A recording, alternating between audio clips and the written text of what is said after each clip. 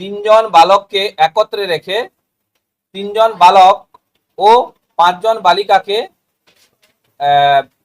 কত রকম ভাবে সাজানো যাবে? শোনো, তুমি ধরবে, ধরো না মনে মনে যে এবিসি, আর পাঁচজন বালক বাকিগুলো, এই পাঁচজন বালিকা বাকিগুলো। তিনজন বালককে একত্রে রাখা মানে কি? তিনজন বালককে একজন ধরো, তাহলে আর বালিকা কজন আছে? পাঁচজন। তাহলে এই একজন আর ওই পাঁচজন মানে 6 ফ্যাক্টরিয়াল আকারে ফার্স্ট বিন্যস্ত হবে।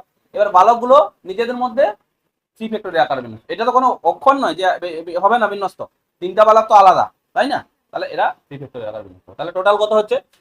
6 ফ্যাক্টরিয়াল ইন্টু 3 ফ্যাক্টরিয়াল।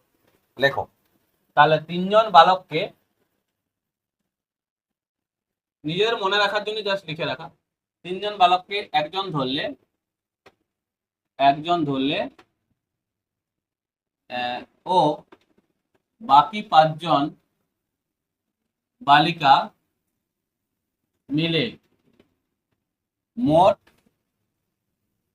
6 ফ্যাক্টরিয়াল আকারে বিন্যস্ত হবে এবং তিনজন বালক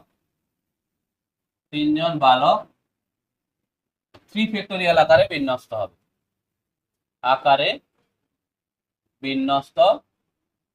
হবে।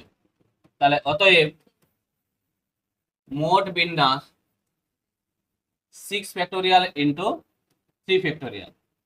6 ফ্যাক্টরিয়াল মানে হচ্ছে 720 ইন্টু 6, 6 0 0 6 2 12 43, 4320।